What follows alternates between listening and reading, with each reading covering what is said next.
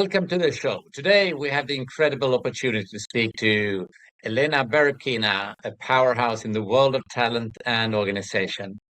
Elena is the managing director at Accenture, previously partner at Boston Consulting Group, where she has spent decades honing her expertise in shaping talent strategies, driving organizational transformation, and fostering leadership across industry.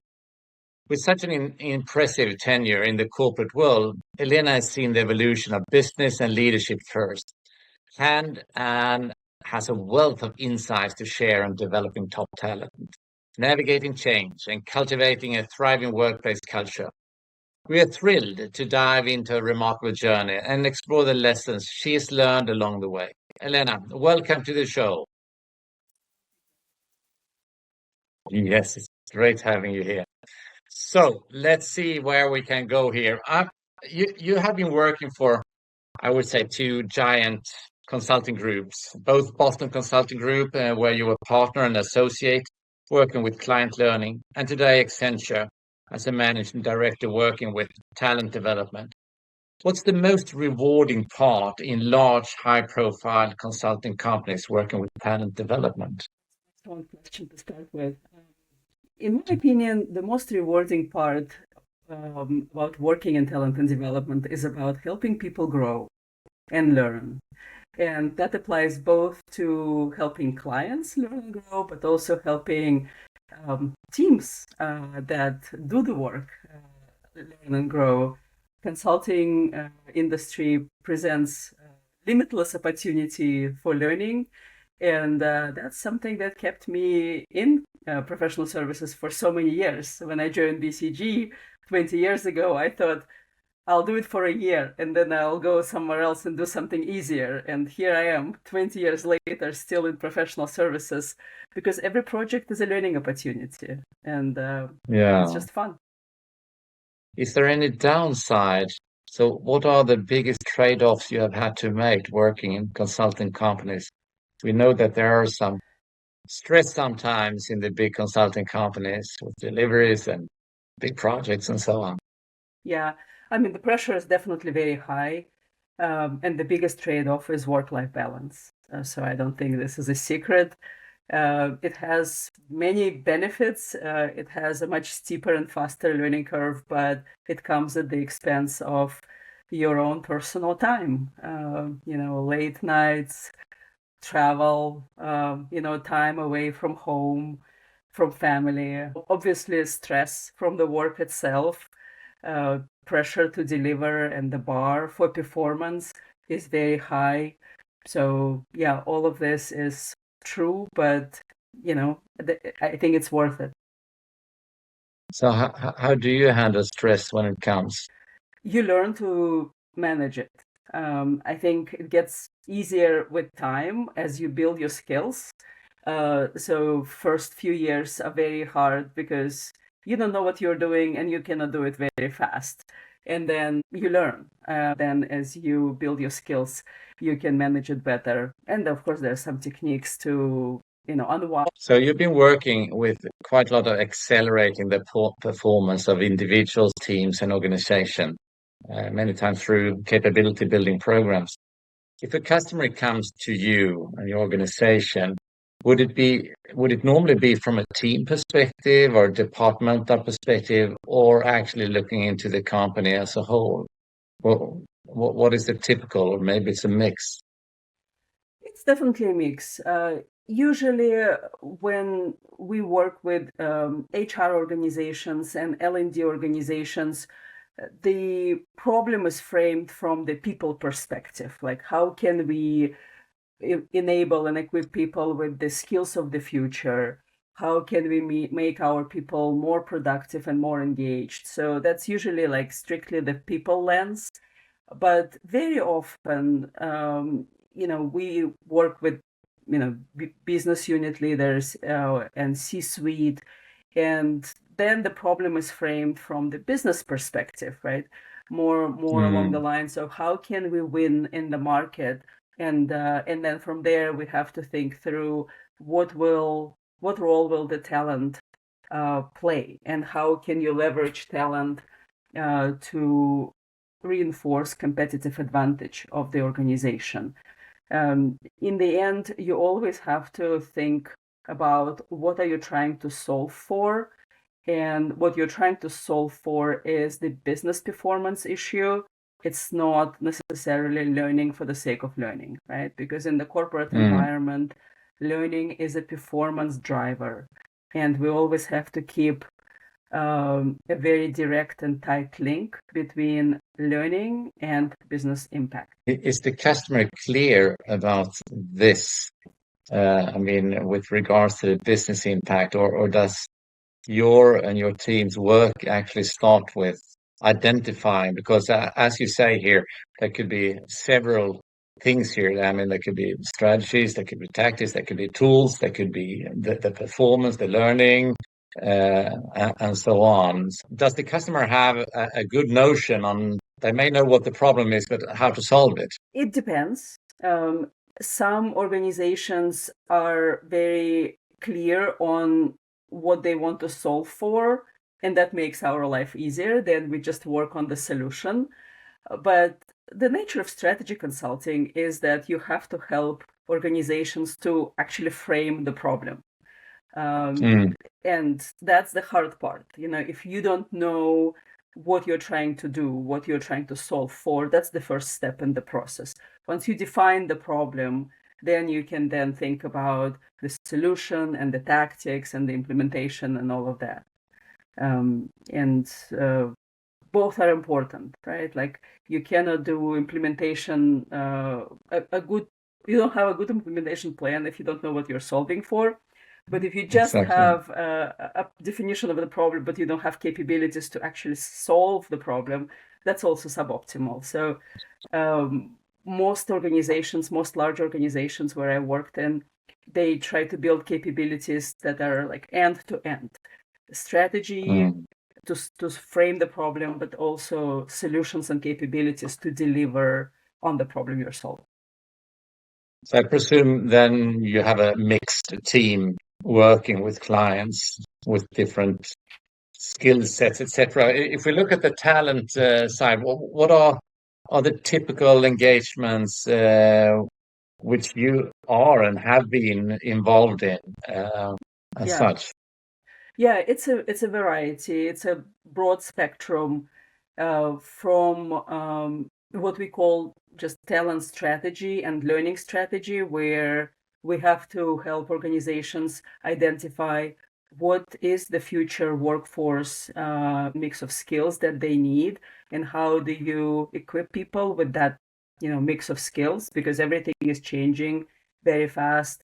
Many new skills are emerging. Some old skills become obsolete. The labor market is very flexible and agile. So you have to constantly apply the adaptive strategy approach to talent. But also, I've been a part of several large transformations where changing the core of the business, core business processes, function and structure of the business. And then as a part of that, of course, there's impact on people, and there's a lot of change that you need to manage. So then you look at, more specifically in the context of a transformation, how people will be affected and what do you need to do to equip them to support the transformation, as opposed to be an obstacle in the process. If we look then at the transformation which is happening today, a lot with the generative AI coming into the play, do you see an increased amount of engagement today where companies are actually trying to understand, okay, how could this impact and our way of working and way of training and so on? There's a lot of pieces which will be under work for a long time. Do you see that already now? Yeah, we see it across the board. And generative AI applies in every function and every role, I can say. I'm closest to talent and learning, so closely monitor and actually experiment with how generative AI can help you solve day-to-day tasks. And it's incredible how much easier and faster things become. So, and that's what we're trying to also relay to clients we work with is this is a new technology and you don't know what you don't know, but unless you start experimenting, you will not learn it. And it's very, very user friendly. So there's no really reason, an excuse not to try it. All organizations are making huge investments in Gen AI, and for a good reason. Like that will transform the way we work. It does indeed. So let's jump a little bit over to you. So what's something you wish you knew when you first step into a leadership role in talent and development that you only learn through experience later on? Is there something you would catch? So, of course, many things, but the more you work with people, and the more you get, the deeper you get into the science of learning and behavioral change, the more you appreciate how complex we are as human beings. Initially, when you begin working in this space as a leader, you think, well, a good solution will solve everything. Like if we build it, they will come. If we build a really good solution, be it a learning platform or a set of learning experiences, like people will jump and they will use it. And it's not like that, right? People are not good with change. Like we are creatures of habit. So over time, I developed a much deeper appreciation for, what the industry called behavioral change and culture change, and the influence that organizational context has on individual behaviors. And it applies beyond learning. So, these days, every time we think about, a transformation of any kind, and learning transformation is not an exception, the first thing I think is, okay, how are we going to drive adoption? What is the process to help people change their habits? And how long will it take? And usually, we're talking months. It's not a matter of weeks. It's always a matter of months. Sometimes But isn't years. that connected also quite much to the corporate culture? Yes. If we look back, once upon a time, I was working with IBM, and at that time, IBM was known for their yearly organizational changes, and that may have continued. Other companies, they have not. And of course, then you don't get the same reaction mode when change occurs. But I think the behavioral changes here.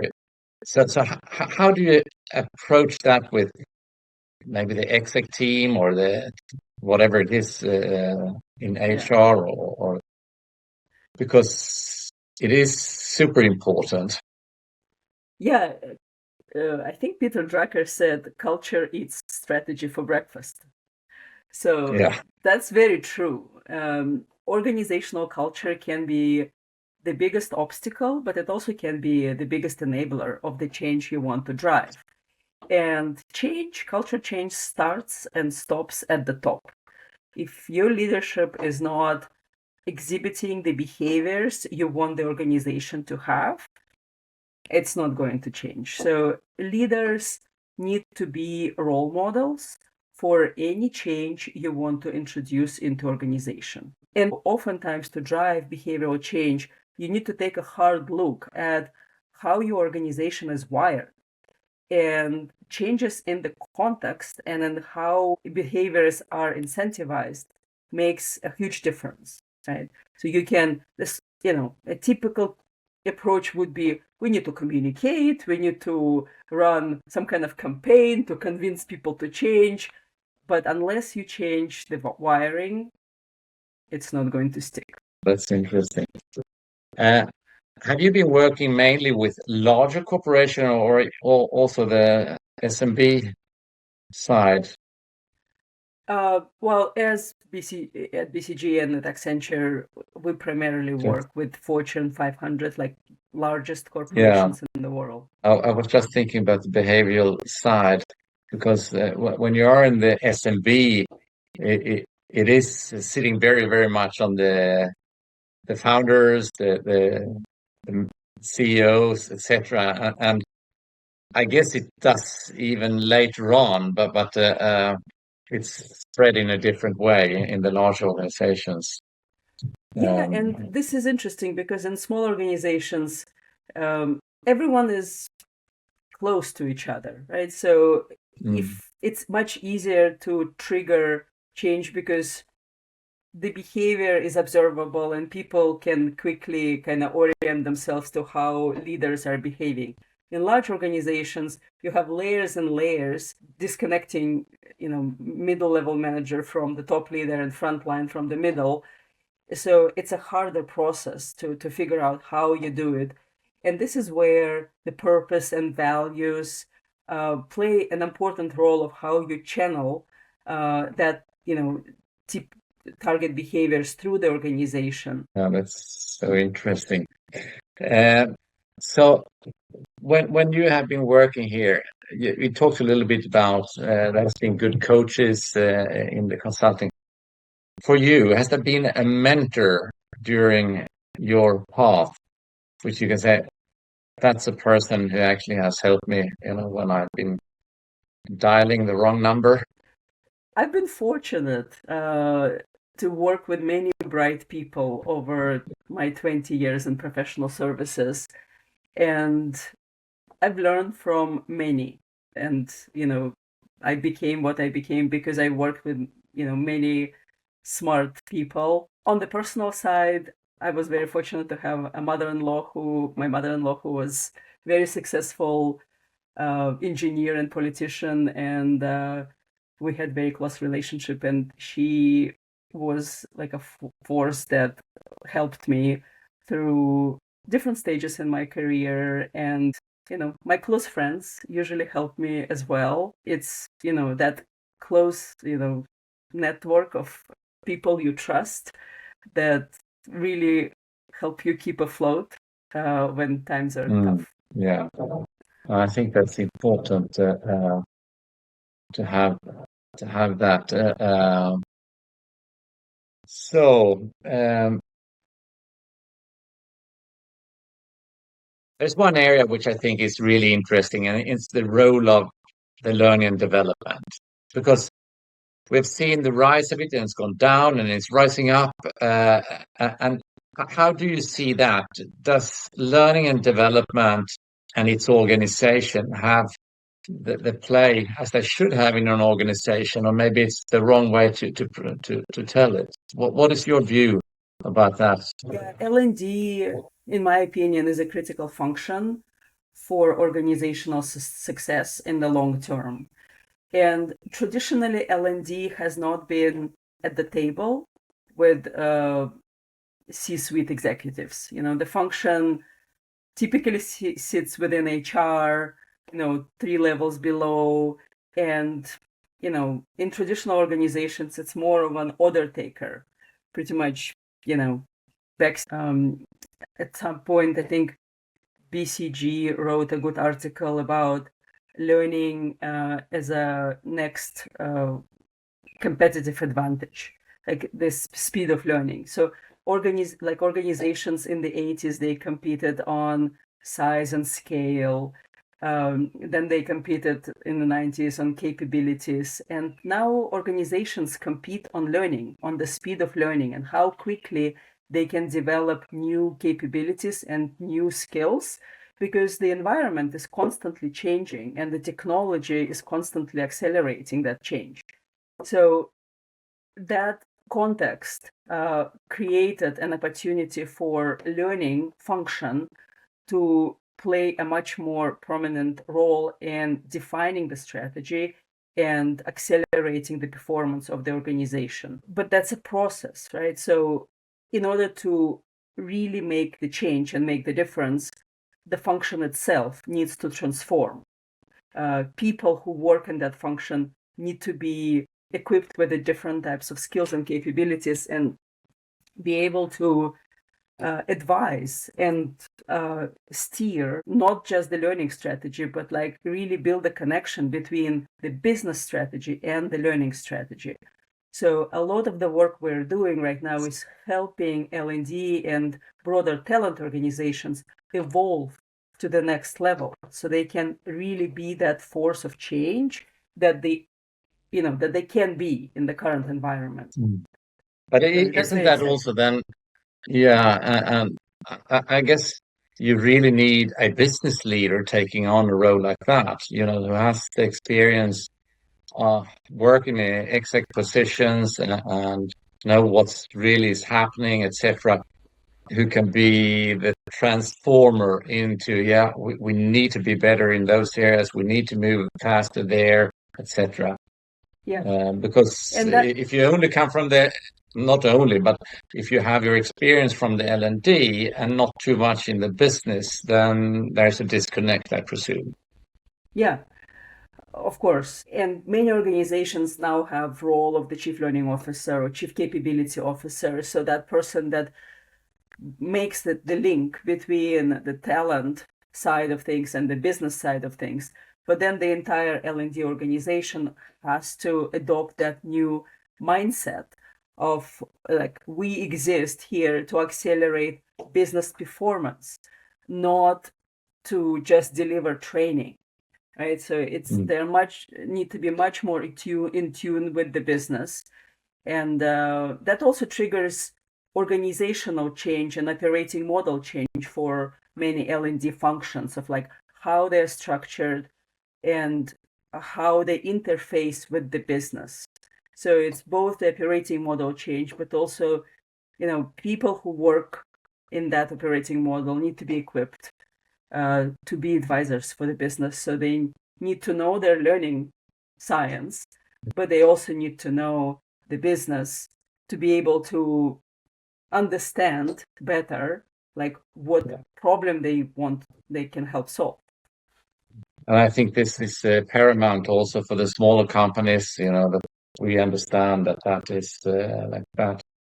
Um, if we look now, the youngsters wanting to join the consulting companies into the talent, you know, what what should they do in order to get hooked into working hard and learning and getting into the companies? So I think professional services organizations is a good breeding ground for talent. And then I got into BCG, and it gave me an opportunity to look around and explore different industries and explore different business problems. And I think right now it's a very interesting place to be. It's the right time to be in talent and learning and development, because educational systems have been stable for many, many years. And in the last 20 years, there has been literally a revolution in terms of like how we think about learning, how we do learning, how we deliver learning, and it will continue. So it's a very exciting and dynamic place to be. It does require certain personality traits, right, to be successful. Hard work, of course, goes without saying, but also curiosity, intellectual curiosity, because there's so much change and it's hard to keep up with that change. So you really need to be interested in what is happening around you, because you can learn and you will learn, like every single day something new happens, like a new solution comes out or a new way of doing things appears. And you need to also have this a little bit of an entrepreneurial mindset to be willing to experiment and maybe even take risks without knowing exactly what type of return you will get. And I think that's what makes a good leader, learning leader or talent development leader these days. Like, you need to be an entrepreneur, because the old ways do not work and the new ways are not bulletproof and super tested. So you have to, have courage to try, and sometimes you will fail, and that's also okay, because failure is a part of the learning process. Exactly. So for our young becoming leaders, get in there, have fun, enjoy, and bring your curiosity. Now, some rapid fire questions to you, Okay. Elena. So what's the first thing you do to unwind after a long day? Sometimes I listen to something that is not work related. I have a few favorite podcasts, and I just switch to a different topic. I turn my brain off from work and I turn it into something else. That's a good one. That's a switch. If you could have a dinner with any leader, past or present, who would it be? Mikhail Gorbachev. Voila, that's a good choice. What's the best leadership book you have ever read? Sam Walton's Made in America. Okay, that's also interesting. In one word, what's the secret to great team culture? 2 words: mutual respect. We put that together. Mutual respect. Coffee or tea? Tea. I'm Russian. If you weren't in talent development, what career path would you then choose? Real estate investing. Yeah, that could have been a good time. Ups and downs, but that could have been a good time. Elena, it's been just great talking to you. Getting your insights is so valuable, and love talking to you. And well, thank you so much. Thank you very much for having me. Thanks. Bye.